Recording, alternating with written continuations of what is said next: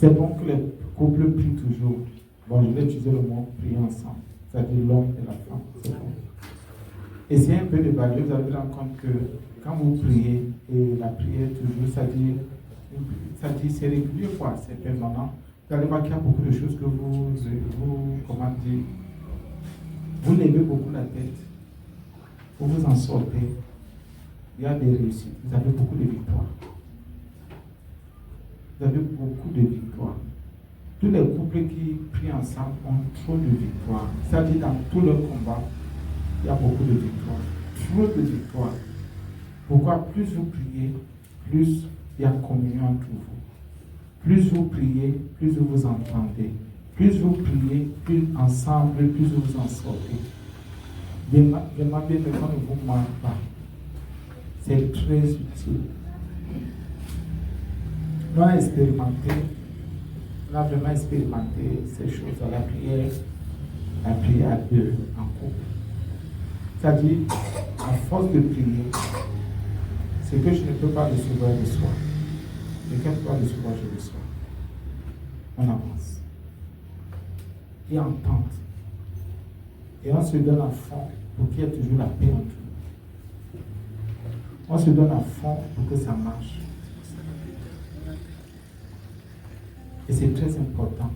Et ce qui fait que quand ça ne donnait pas, bien sûr, on ne peut pas prier ensemble. L'un va dormir de son côté, l'autre de son côté, peut-être on dort même. Il n'y a pas de bonne nuit ou bonne nuit, on fait un jour, il n'y a même pas de salutation. On a déjà brisé quelque chose. Et l'ennemi est déjà entré. Et l'ennemi, qu'est-ce qu'il fait? Il commence à manipuler. Il commence à mettre des pensées dans le cœur de l'autre, des pensées mauvaises, bien sûr. Et pas les autres d'ailleurs. Les condamnations commencent, les méchancetés commencent. Le secret pour réussir en couple, en tant que disciple de Christ, en tant que couple point, c'est de prier ensemble. Parce qu'on s'entend, on peut même s'accorder sur les sujets. On s'accorde sur tout. La Bible dit que, comment dire, si deux personnes s'accordent pour marcher, non. C'est qu'on demande à Dieu donne. Le diable donc aujourd'hui a aussi sa part de ruse. Il vient casser le couple. Il fasse que le couple de Jésus-Christ, les disciples, fasse un jour, 2 jours, 3 jours, ne se parle pas. Le jour que vous faites, le jour qu'on fait la sans se parler, c'est déjà un temps de prière que nous avons perdu, des révélations, une direction. C'est vrai que les couples, je reprends, qui ne prient jamais, là, ne s'en sortiront jamais aussi. Et ces couples-là vont de malheur en malheur. Sauf si c'est vrai le Seigneur qui agit beaucoup, bien mais c'est vrai. Soyez toujours, comment dire, en prière, vous allez voir que rien ne va vous échapper. Je dis rien, c'est pas possible. Et en plus, le fait de prier toujours ensemble, si vous avez un enfant, l'enfant va voir l'enfant aussi cela, enrôlé dans la prière, il sera habitué. Oui. Les couples qui ne prient pas ensemble, ça se voit. Ça se voit. L'homme peut avoir des victoires individuelles, la femme individuelle, mais ce n'est pas ça. Et vous avez vu ici, pourquoi j'insiste? Parce que c'est utile et ennemi. C'est utile parce que la Bible dit qu'il en soit ainsi, le verset qu'elle étudiait, afin que, oui, le verset 7 de 1 Pierre 3, afin que rien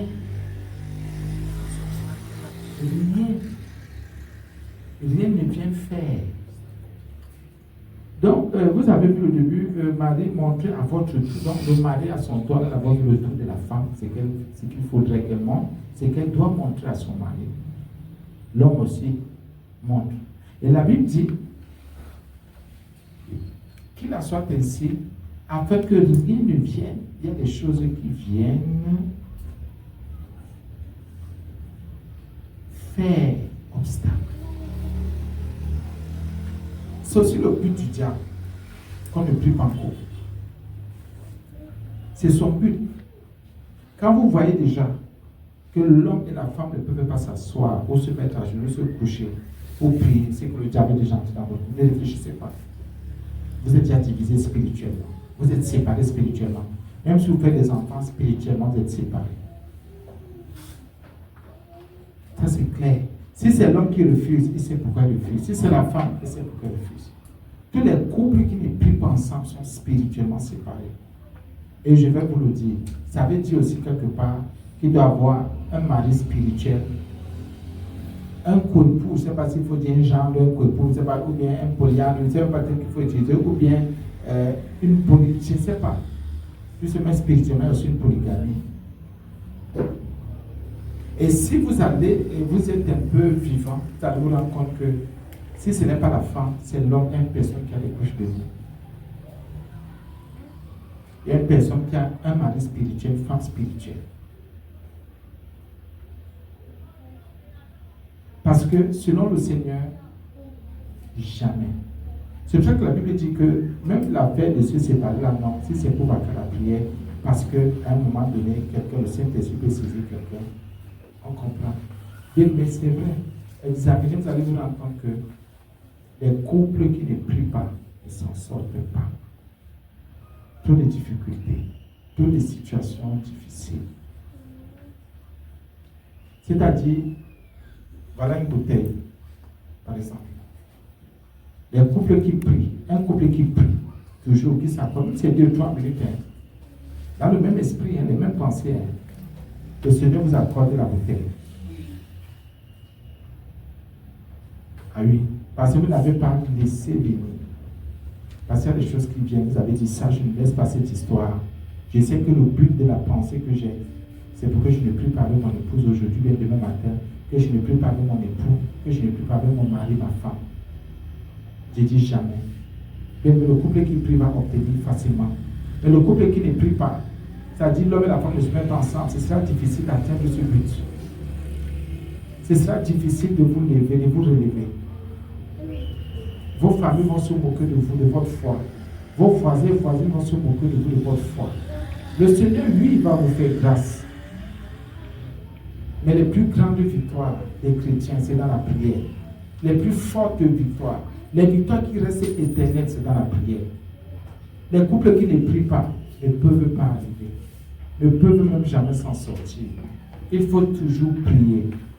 Toujours. Et si l'homme voit qu'il est un peu plus assis, qu'il prie pour son épouse, que l'épouse prie pour son mari, il n'y a pas de honte là-dessus ou d'orgueil, quoi que ce soit.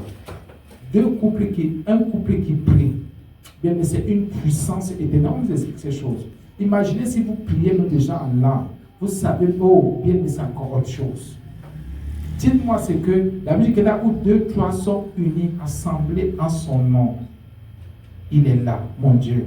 Ça veut dire que parce que vous accordez avec la même pensée, le même esprit, sans idée préconçue, sans idée bizarre dans le cœur, la Bible dit que là où 2-3 s'assemblent en son nom, et son nom de Jésus, dites-moi ce que ce couple ne va pas recevoir. Dites-moi ce que ce couple ne va pas.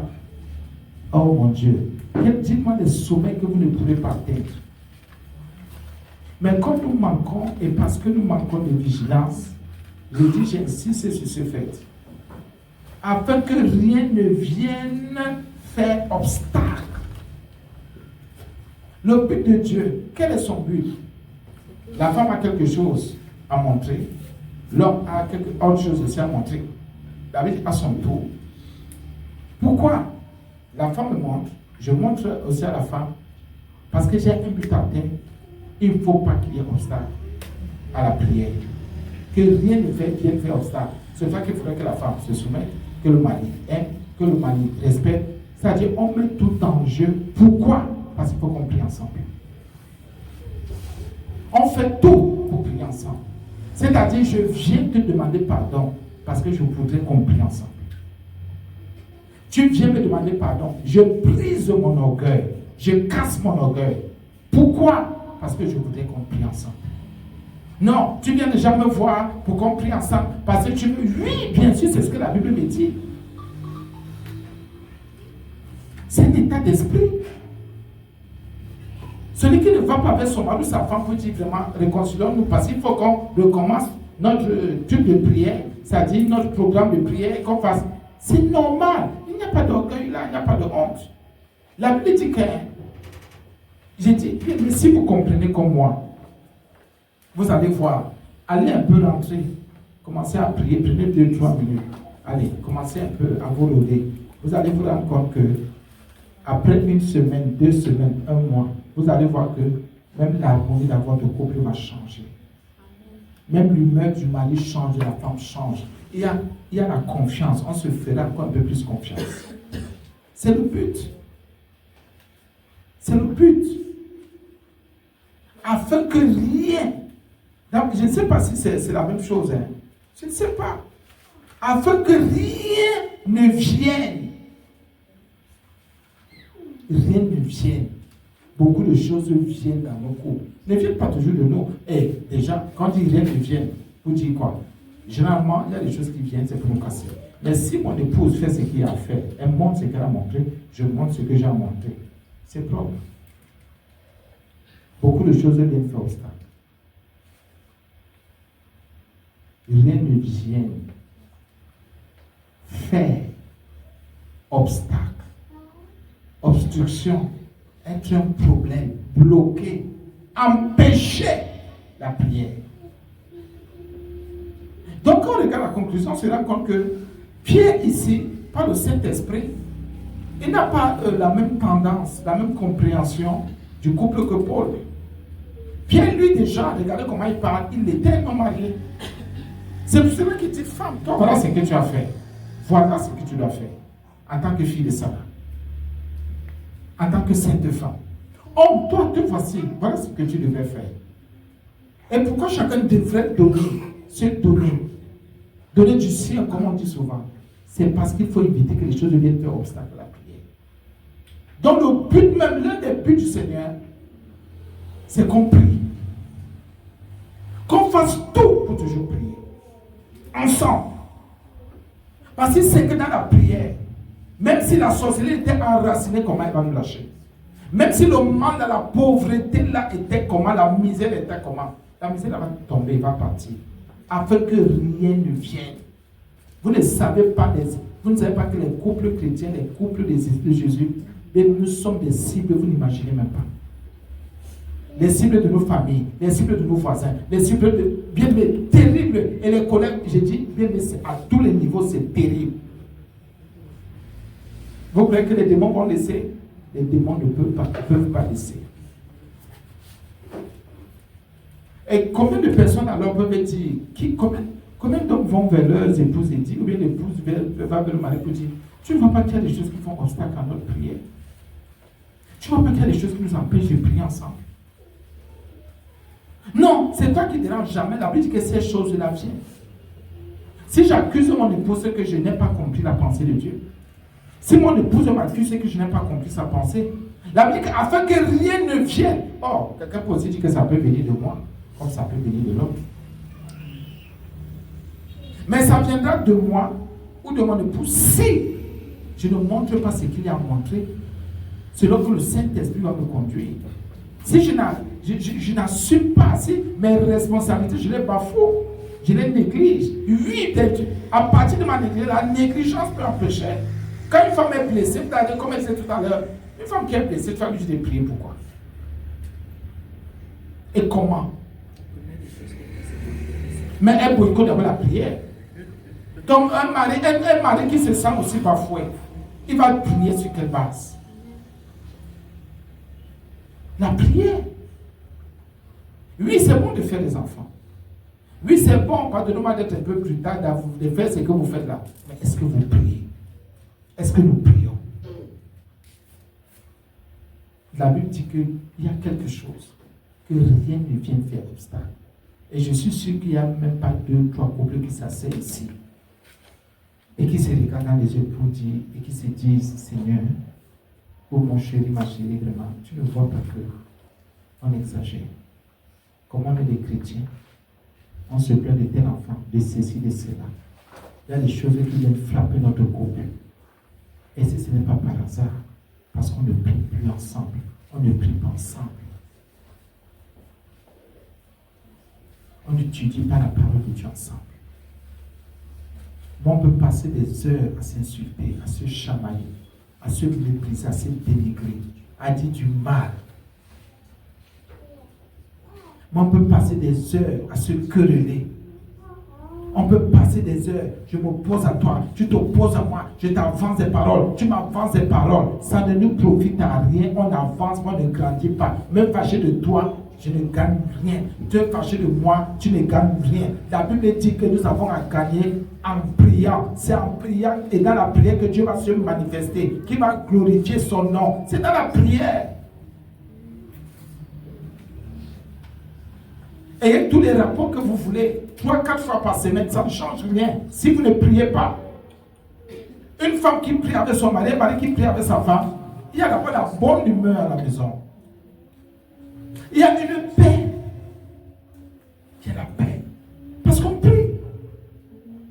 Et regardez déjà avec la révélation, afin que rien ne vienne, donc chacun veille à son niveau, pour que rien ne vienne faire obstacle. Parce que c'est que je vais. Non, j'ai affaire. Avec elle, mon épouse, mon époux, on a notre heure de prière. C'est tout un calendrier, c'est tout un programme, c'est un programme de vie. Ce n'est pas que bon, comme c'est arrivé, prions. Non. C'est pas quand c'est difficile qu'on dit, et maintenant il faut prier. Non. C'est un programme de vie, un peu comme vous avez. Bon, on va manger quoi demain? Qu'est-ce qu'on mange après-demain? L'enfant va aller dans quelle école? C'est même le premier programme. La prière. C'est le premier programme. Mais regardez ce qu'on met en avant. Allez chercher de l'argent. Va au travail comme tu veux. Cherche l'argent là comme tu veux. Si tu n'as pas prié avec ton épouse, ça ne servira à rien. Plus tu vas mettre ton cœur dans l'argent, plus tu t'éloigneras de ton épouse, tu t'éloigneras du Seigneur. Toi même épouse, lève-toi le matin, tu commences à laver les assiettes, faire tout. Tu ne dis pas à ton mari, Shalom, bonjour, comment tu vas? C'est déjà notre rendez-vous avec le Seigneur. Et c'est en priant maintenant que le Seigneur va dire, c'est bon mes enfants, va nous encourager. Il faut raviver la flamme de la prière.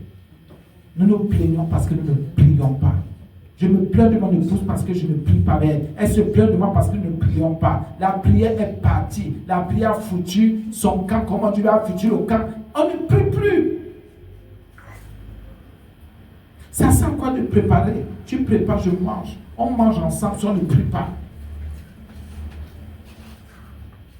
Ça ne sert à rien. Et en priant, on va prier pour tel enfant, pour tel autre enfant, pour nous-mêmes, pour toi. C'est quelque chose qui te dérange, qui t'est perdu. On prie. Et dans la prière, oui, l'onction grandit. Mais on préfère se détester. On préfère s'insulter. On préfère se déchirer. Comme la Seigneur disait, chacun préfère dire non, je vais rester dans mon coin. Depuis que tu restes dans ton coin, qu'est-ce qui a changé? Écoutez, soyons vrais, soyons réalistes. Soyons vrais, depuis que tu restes dans ton coin, là, qu'est-ce qui a changé? Bon, je m'avais occupé de mes affaires. Ok. Mais ne t'occupe pas de tes affaires, n'oublie pas. Que si tu pries avec ton épouse ou ton époux, tu devais prospérer plus. Avancer encore un peu plus. Moi, quand je lis l'histoire-ci, j'ai mal au cœur. D'avoir fait peut-être une nuit. Et je ne dis même pas ma Blanche, comment tu vas? Ou un matin, comment tu vas? Parce que la chair anime mon âme. Parce que la chair me tourmente, je me lève, je dis, je fais du mal à qui à elle, je ne crois pas, c'est à moi. C'est à moi, c'est moi, je me détruis. Toi qui refuses de prier avec ton épouse, avec ton époux, parce que tu le juges, tu la juges, sache que tu te détruis, tu ne détruis pas l'autre. Et le Seigneur regardera, il va garder la personne qui est toujours bien disposée. Bien disposée. Bien disposée. La personne qui veut toujours construire, parce qu'un couple, celui qui te dit prions, c'est la personne qui veut construire. La personne qui ne veut jamais construire, veut toujours rester dans son coin, ne te dit jamais de prier, que prions. Parce qu'il y en a qui se disaient que parce qu'on est déjà marié, c'est bon. On a déjà une activité, c'est bon. Ce n'est pas vrai. Marié, c'est bon, il faut évoluer. C'est la prière qui va te faire évoluer, grandir. Tu as un travail, c'est bon. Mais c'est la prière. Tu as même un salaire, c'est la prière qui va te faire évoluer. Grandir et croître. Prospérer même. Mais si tu dis seulement à sa femme, non. Combien alors d'hommes aujourd'hui sont devenus des pieds d'achoppement pour leur couple, combien de femmes? Nous ne voulons plus prier ensemble. Parce qu'on trouve que ce qu'on a fait plus utile, c'est faux, vous n'avez rien compris, le diable vous a aveuglé. Quand ton travail vient faire obstacle, tes activités, ton sommeil, tes tâches à la maison viennent déjà faire obstacle à la prière, sache que c'est fini, c'est que la cuisine que tu fais, ton travail, ces choses-là sont déjà des obstacles. Donc ton travail peut être un obstacle. La paix que tu veux seul dans ton coin est un obstacle. L'orgueil, un obstacle. La Bible dit qu'il faut qu'on veille pour que rien ne vienne faire obstacle à la prière. Qu'il n'y ait pas un problème. Parce que c'est notre moteur, c'est notre vie, c'est notre fond. Prier ensemble. C'est pour cela que nous sommes ensemble. Le Seigneur nous met ensemble parce qu'il sait que nous sommes des prières, des prieuses.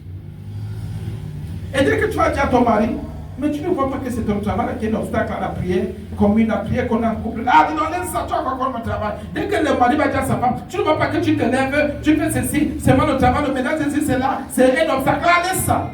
Afin que rien ne vienne faire obstacle. Et regardez comment nous adorons ces obstacles. Regardez comment nous justifions, nous donnons même du poids à ces obstacles. À la prière. À la prière. Comment je vais respecter mon épouse si déjà il y a un obstacle? Je vais me justifier. Je vais me défendre. Je vais la maltraiter. Je vais lui manquer de respect. Parce que tu veux que c'est l'obstacle là qui est ma force. C'est nous, c'est nous, c'est nous. Rien pour le Seigneur. Rien. Que rien ne vienne faire obstacle, s'opposer entre vous deux. S'opposer à la communion qu'il y a avec le Père. Il veut nous écouter. Il dit que jusqu'à présent, nous n'avons rien demandé à son nom. Mais avec les obstacles là, comment tu peux prendre l'obstacle que tu mets entre ton couple et le Seigneur, entre ton couple, entre ton épouse et toi, et tu dis que tu es enfant de Dieu? Enlève d'abord l'obstacle à toi-même. Enlevons les obstacles. Mais un couple qui prie, c'est un couple qui réussit. Un couple qui prie, c'est un couple qui s'en sort. Un couple qui prie, c'est un couple qui s'entend. Un couple qui prie, c'est un couple qui se comprend. Un couple qui prie, c'est un couple qui est saint. C'est un couple qui est vrai. Il n'y a pas d'hypocrisie. Et si on ne s'entend même pas sur un sujet, parce qu'on a l'habitude de prier, on va dire prions. Prenons un programme de prière. Que le Seigneur nous parle à d'eux. Comme ça nous concerne. Prions. On prie, même si le Seigneur ne s'est pas révélé. Dans la journée, tu as continué la prière, oui, on va continuer. Oui, le Seigneur s'est révélé, attendons pas encore. Ou bien comment se retrouver le soir à une certaine heure, le Seigneur s'est révélé, non. Allez, continuons. Ça évite les engueulades, ça évite les insultes, ça évite même les mauvaises décisions. La mauvaise direction que l'homme veut imposer à sa femme, ou que la femme veut imposer. On commence à se chamailler parce qu'on veut quelque chose de propre. Mais on ne prie pas. C'est pour ça que l'homme veut imposer des choses par sa propre force. Et la femme aussi, en tant que sexe faible, veut dire, je vais me défendre parce que nous ne prions pas. C'est pour ça qu'il y a des disputes dans nos couples. Nous ne prions plus. Il y a des disputes parce qu'on ne prie plus. On ne sait plus mettre sur la table de la prière nos sujets, les incompréhensions, nos faiblesses. On ne veut plus. Chacun vient maintenant avec ses pensées. Moi, je crois que tu as prié. C'est le Saint-Esprit qui t'a conduit. Tu as prié, tu vas sur quelle base? Et c'est comme ça que nous prenons des décisions qui coûtent cher, qui sont des obstacles à la prière, à nos couples, qui empêchent nos couples d'avancer. Chacun a son point, je m'en fous. Ah, qui reste là-bas, qui reste là-bas? Non, tu as échoué depuis, tu as échoué. Nos couples ont besoin de restauration. Nous avons besoin d'être restaurés. Parce que un couple qui ne prie pas, c'est un couple qui est mort. mort, vous ne produisez rien, nous ne produisons, autant pour moi, nous ne produisons rien spirituellement. La Bible dit que nous devons porter du fruit. Et que l'arbre qui ne porte pas du fruit est coupé, jeté au feu. Bien mes frères et sœurs, toi qui résonnes là, pas comme j'ai mon fils qui a dit une ou deux fois que c'est sa femme qui prie et c'est à sa femme de prier. Qui vous a dit que c'est à la femme de prier? Carrément, elle regarde que non, c'est sa femme qui prie, c'est à sa femme de prier. Lui, il est tellement préoccupé qu'il n'a pas le temps de prier. J'ai dit, ok, c'est un obstacle. Mon attitude est un obstacle. Ah non, ne prie pas d'or, je prie pour nous deux. Ok, orgueilleux. Amen. Que Jésus bénisse cette parole, qu'il bénisse sa parole. Allez prier, prenez 2 minutes, 2, 3 minutes. Dites-moi après un mois si rien n'a changé dans votre maison, même dans vos propres affaires et activités. Ça permet de rester en esprit de prier, même si l'autre n'est pas là, même si le conjoint n'est pas là. Nous, on continue à garder le rythme. Non, il parlait au travail, en activité. La Bible dit pardonnez-moi bien aimé. Vas-y. Il y a des choses que la Bible ne dit pas. On vient nous dire ça. Dans 1 Corinthiens 7. 1 Corinthiens 7, 5. La Bible dit ne vous privez point l'un de l'autre, si ce n'est d'un commun accord pour un temps, afin de vaquer à la prière. On a dit afin d'aller travailler. Mais on connaît le verset. Puis, retournez ensemble de peur que Satan ne vous tente par votre incontinence. Non, ça c'est dans le cadre de rapport. C'est un obstacle à la prière. C'est dans le contexte, c'est ici Paul parlait de quoi? De la privation. Je ne suis pas contre. Le Parce que j'aime relever ici les obstacles à la prière. Oui. Il y avait les discordes, il y avait le manque de prière, il y avait la distance et l'incontinence. Oui. Ce n'est pas tout, mais ce sont les premières choses que j'ai reçues, que j'ai écrites. Et c'est là où quand je tombe sur l'incontinence, je cherche le verset pour comprendre exactement le contexte de l'incontinence. C'est le fait, parce qu'il y a quelque chose entre parenthèses que je vais dire ici, que moi je suis contre ces choses-là. Le fait que les gens portent leurs pieds, ils disaient qu'ils partent travailler, ils partent faire des semaines et des semaines sans leur femme, sans leur mari. Après, ils reviennent comme s'il ne s'est rien passé là-bas. Je suis contre ça. Parce que même si on m'attache, je suis contre cette affaire. Tu connais le rythme de vos rapports, ton mari et toi. Après, quelqu'un va taper les moyens, il revient. Je ne suis pas d'accord avec ça. Je dis, je prie chaque jour que le Seigneur retienne les chrétiens qui ne fassent pas des séparations comme ça. Là, le diable entre toujours et les choses compliquées commencent dans la maison. Je suis toujours en train de prier pour ça, pour dire, Seigneur, s'il te plaît, ça là, ce n'est pas de toi. Ça, ce n'est pas de toi. Et vous allez bien regarder. Si c'est un jour, oui. 2 jours, oui. Mais une semaine, je vous en prie. Arrêtez les cœurs des gens. Et la plupart de mes filles ou de mes garçons qui ont dit que, oui, mon mari, oui, il fait quoi, oui, il ne fait pas quoi, il part d'abord. Elles n'ont jamais parti rejoindre leur mari. Je ne veux rien savoir. Si tu veux partir quelque part, fais le sac pour 2. Vous partez à 2. Oubliez même les enfants. Je ne veux pas les choses compliquées dans ma vie. Vous ne connaissez pas le diable. Vous ne connaissez pas le diable. Le diable peut te convaincre sur quelque chose de vrai ici. Dès que tu fais, les inconvénients commencent à te toucher ici. tu ne sais plus quoi faire. Arrêtez de raconter les belles choses aux personnes sages. Il dit, arrêtez de nous faire. Si on ne parle pas, c'est par respect. Mais nous savons. Nous savons exactement ce qui se passe. Mais ça ne veut pas dire qu'on cautionne. Nous sommes blessés. Mais dès qu'on va parler, non, vous voulez dire que quoi? Il dit, mon cadavre, vous pouvez bâillonner parce qu'il ne parle plus. Tant que je suis vivant, je dirais, la Bible dit, si c'est pour vaquer la prière, oui, ou un temps, commun accord. Mais si c'est pour le travail, tu arrêtes ça. Tu arrêtes. Mieux, on reste affamé. Mieux, on reste affamé.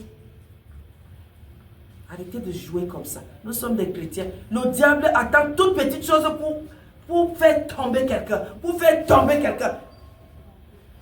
Quelqu'un a un témoignage ici, non? Vous jouez avec le diable. Et je sais de quoi je parle. Ces choses-là. Bien-aimé. Celui qui veut bien dormir, n'est-ce pas? Il ferme sa porte, il vérifie. N'est-ce pas? Qui peut faire qu'il n'est pas sûr que sa porte est bien fermée? Tu ne peux pas dormir. Ton cœur te dit toujours, lève-toi, va vérifier. Lève-toi, va vérifier. Et même si tu es fatigué, tu vas faire, tu vas te tirer. Tu vas aller vérifier la porte là. Pourquoi? Parce qu'en revenant te coucher, tu vas dormir paisiblement. N'est-ce pas? Je vous en supplie. L'amour de Dieu est très grand pour nous tous. Ne prenons pas la grâce de Dieu en vain, s'il vous plaît. Je vous en supplie. Que le Seigneur nous bénisse. Amen. Je vais dans la suite de ma blanche. Parce que je vois, vous êtes, ça vous blesse un peu. Alors, ouvre un peu dans ta version. Là où tu étais reversé, dans l'angle de Dieu. 1 Corinthiens 5. Oui. Ici, oui. Donc, prends le verset 6. Pourquoi? Il faut qu'on soit clair. Hein? C'est que ma blanche dit est vrai. Il y en a qui manquent de continence. Là, ne permettez pas, ni à votre mari, ni à votre femme d'aller faire plus de 3 jours, 4 jours, 7 jours, 1 mois, 2 mois, 10 mois, 1 an. Parce que la Bible dit, moi j'aime une version qui dit ici, parce que lui, le cas c'était dans les rapports. On comprend. Écoutez, ne vous refusez pas l'un à l'autre à moins que vous ne soyez d'accord pour un temps. Vous ne soyez d'accord pour un temps. Ça, c'est ce que les autres ont appelé la concession. Afin de vous consacrer à la prière. Puis revenez ensemble afin que Satan ne vous tente à cause de votre manque de self-control. Donc, ceux qui n'arrivent pas à se contrôler. Mais écoutez ce que Paul dit au verset 6. Il dit, je dis cela par condescendance, je n'en fais pas un ordre. Donc, l'autre version dit, je dis cela comme une concession, pas un commandement. Ça veut dire quoi? Si ma blanche c'est que je suis comme ça, que je manque de self-control, que je n'arrive pas à m'abstenir, à me retenir, que j'écoute ce que la parole dit. Et ça dit, si je n'arrive pas, jamais elle ne me laissera jamais partir. Parce qu'elle vient sur moi. Et la même je vais sur elle. Mais ici, dans l'autre version que j'ai ici, Paul dit, comme il dit là-bas, qu'il n'en fait pas un ordre. Il n'en fait pas un ordre. Mais il dit qu'il y en a qui n'arrivent pas à se retenir, contenir, maintenir. Écoutez très bien. C'est très important, très utile. Quand tu sais que ton mari est faible, ta femme ne peut pas se retenir vraiment. Et la Bible dit, afin que Satan ne vous tente pas. Oubliez. Satan tente. Satan sait que tel ne peut pas faire 3 jours sans toucher à sa femme. Tel ne peut pas faire une semaine alors tu ne peux pas faire 3 jours. Tu ne peux pas faire une semaine. Tu ne peux pas, si tu peux faire 2 ou 3 semaines, et déjà même à partir de la maison, on sait déjà, la femme sait déjà que mon type, c'est lui ne peut pas supporter un jour. Et vous dites qu'il va aller faire 4 jours. Écoutez un peu, c'est la pensée de Dieu. Mais pour lui dire, sachant qu'il n'était pas marié, il dit aux gens, bon, en fait, me voilà la situation. C'est pour ça qu'il dit que lui n'en fait pas un ordre, mais il dit, c'est une concession. Vous dites quoi? C'est une entente. C'est un obstacle à la prière. Oui, c'est qu'il ne peut pas se rétablir. Satan va les troubler, nous ne pourrons pas prier. Et il y a aussi des femmes qui ne supportent pas. C'est vice-versa. Parce qu'on regarde souvent l'homme, parfois lui peut supporter. Ouais. Pourquoi quand je dis l'homme, il y a comme non, il y a des femmes. Maman m'a dit tout à l'heure que je parlais, elle n'a rien dit. Elle était. Voilà. Il y a des femmes qui ne supportent pas. Si l'homme supporte, mon gars, tu vas où? La femme va te louper. C'est vrai, il y a des femmes qui supportent. Elle va te louper, elle va te faire ça dur. C'est Satan qui tente. Bien sûr que c'est Satan qui tente. Non, personne ne l'overload. Et c'est ça que la Bible dit, par l'incontinence, c'est-à-dire par le manque de self-control, parce que quelqu'un n'arrive pas à se contrôler, à se maîtriser. Satan sait que non, tel ne se maîtrise pas. Quand on commence à parler d'un genre de choses, tel ne peut pas supporter 2 jours, 3 jours, 4 jours. Mais tel autre peut supporter, même si la tentation est comment. C'est pour ça que Paul dit que non, ce n'est pas un ordre, mais vous connaissez. Oh. Soyez prudents. Vous connaissez. Paul dit, je n'en fais pas un ordre. Mais oh, tu connais ton mari, tu connais ta femme. Vous connaissez vos conclusions. Je n'ai rien contre personne, je prêche. Donc c'est un peu ça. Du moins, j'ai reçu ça comme un obstacle à la Oui, prière. c'est un obstacle. Parce que il y avait la discorde, il y avait le manque de prière, il y avait la distance et l'incontinence. Il y a plusieurs qu'on pourra donner encore. Ce n'était pas... Et quand j'ai lu incontinence, j'ai cherché le verset et ça s'explique très nettement.